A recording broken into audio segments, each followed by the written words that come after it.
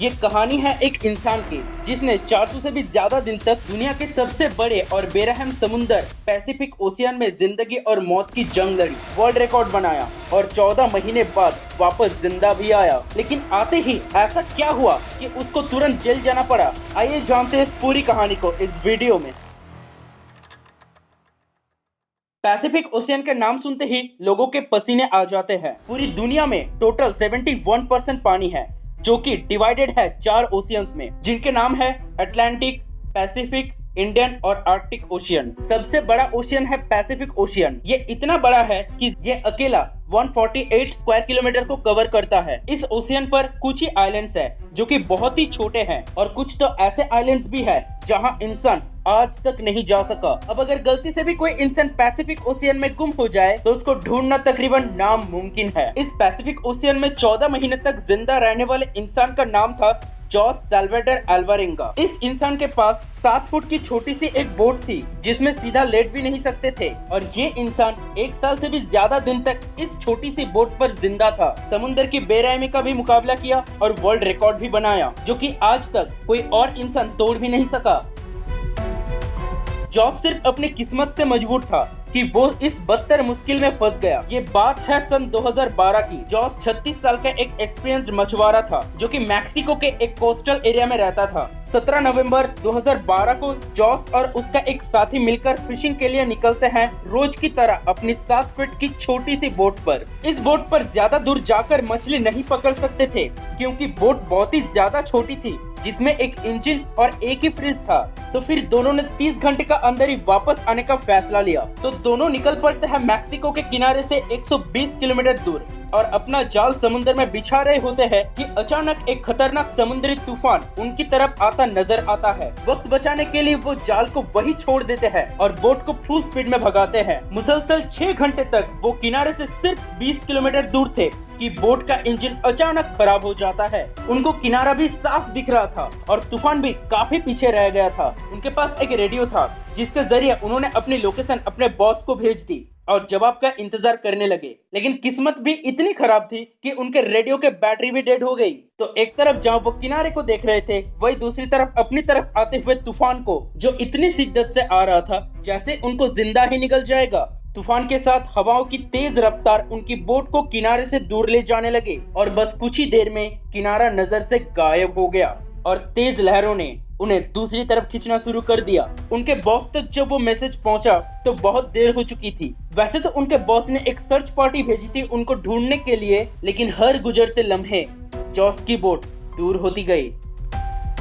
तेज तूफान की वजह से ना वो लोग कुछ देख पा रहे थे और ना ही वो लोग ये समझ पा रहे थे कि वो लोग अभी कौन सी जगह पर है और किनारा किस तरफ है। लेकिन हैरानी की बात तो ये है कि सिर्फ 5 दिन का अंदर ही उनके बोट किनारे से लगभग 450 किलोमीटर दूर पहुंच चुकी थी और छोटी बोट होने की वजह से उनको ढूंढना और भी ज्यादा मुश्किल हो रहा था। ना उनके पास कोई फ्लेयर गन थी, ना ऐसी कोई चीज जिससे कि वो लोग आग जला सके ताकि वो लोग धुएं से सिग्नल भेज सके। और दोनों ही एक दूसरे को देखकर मन ही मन ये सोचने लगे कि शायद अब बचना मुश्किल है। 2 दिन पहले ही खाना भी खत्म हो चुका था। मछली पकड़ने के लिए भी उनके पास अब कोई सामान नहीं था क्योंकि जाल भी वो पहले किनारे पर छोड़ आए थे। भूख के चलते उन दोनों की हालत बहुत बुरा हो चुका था। तभी अचानक से एक पंछी आकर उनके बोट पर बैठ जाती है। दोनों एक दूसरे की तरफ देखते हैं और एकदम से उस पंछी पर हमला कर देते हैं, लेकिन उसको पकड़ नहीं पाते। दोनों को पता था कि हो सकता है कि शायद वो पंछी फिर आए और बस कुछ ही देर में एक और पंछी आता है। अब इस बार दोनों तरीके से प्लान करते हैं उसको पकड़ने के लिए और आखिरकार वो कामयाब हो जाते हैं और इस तरह दोनों अपनी भूख मिटाने के लिए बोट पर आने वाले परिंदों से अपना गुजारा करते हैं।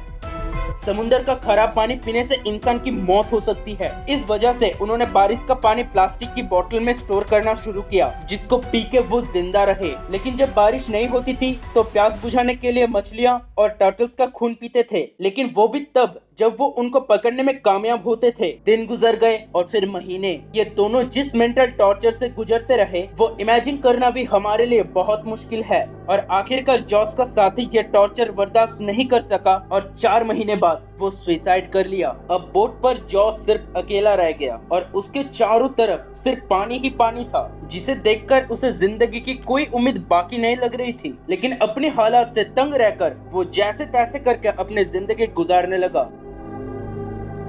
मैप्स में देखा जाए तो एक अंदाजे के मुताबिक जॉस पैसिफिक ओशियन के उस हिस्से में था जिसे दुनिया का सबसे खामोश हिस्सा माना जाता है, क्योंकि यहाँ से सिर्फ कार्गो शिप ही गुजरती है। मैक्सिको के किनारे छोड़े हुए 6 महीने से ज्यादा हो चुके थे और इस दौरान जॉस ने अपने साथी को भी खो दिया था और इस वजह से वो काफी ज्यादा फ्रस्ट्रेटेड हो चुका था। एक दिन जॉस को दूर समुंदर में एक कार्गो शिप नजर आई। पिछले 6 महीने में ये पहली शिप थी जो उसको नजर आई थी और ये मंजर देखते ही उसमें जिंदा रहने की उम्मीद फिर से जाग गई। जॉस ने कार्गो शिप की तरफ हर मुमकिन इशारे करने की कोशिश की, लेकिन बदकिस्मती से शिप इतनी दूर थी कि जॉस को वो देख ही नहीं पाए और देखते ही देखते वो शिप जॉस की नजरों से गायब हो गई और जॉस ने ये सोचने लगा कि शायद मेरी जिंदगी में मरना ही लिखा है। दोस्तों जरा सोचो, आप 6 महीने तक दुनिया के एक ऐसे कोने में हो जहां आपको दूसरा इंसान नजर भी नहीं आए और एक लंबे अरसे बाद कोई दिखे लेकिन वो आपको नहीं देख सके,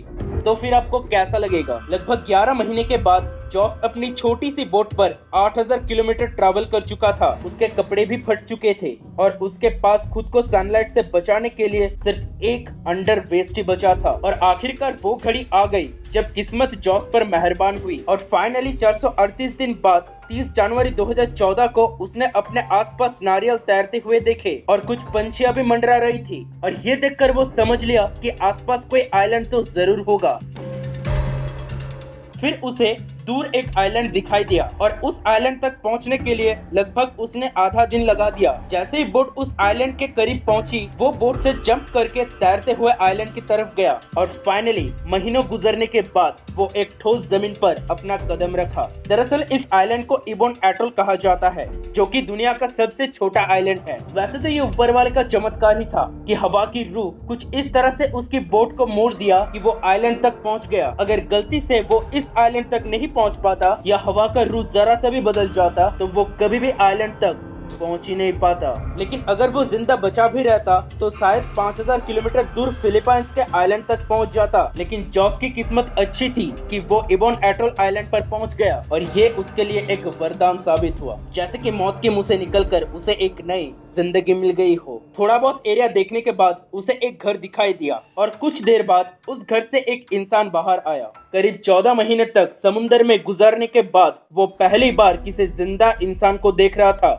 और ये देखकर उसकी आंखों में आंसू आ गए। उसकी कहानी जानने के कुछ ही देर बाद वहां पर लोकल पुलिस पहुंच गई और जॉस ने अपनी पूरी जर्नी को पुलिस वालों को बताई, लेकिन उसकी बातों पर यकीन करने वाला कोई नहीं था। सब लोग ये सोच रहे थे कि भला 438 दिन तक कैसे कोई इंसान एक छोटी सी बोट पर जिंदा रह सकता है, वो भी बिना खाए एक लाश के साथ। उसने अपनी बात को साबित करने के लिए अपने बॉस को कॉल किया, जो कि उसको मछली पकड़ने के लिए भेजता था और उसके बॉस ने भी पुलिस को सब कुछ क्लियरली बताया कि हाँ, जॉस मेरे लिए काम करता था और 1 साल पहले समुद्र में खो गया था। अब क्योंकि वो किसी और कंट्री में बिना वीजा के पहुंच गया था, इसलिए कुछ दिनों के कानूनी कार्रवाई के बाद उसे वापस मैक्सिको भेज दिया गया। लेकिन ये जर्नी अभी खत्म नहीं हुई।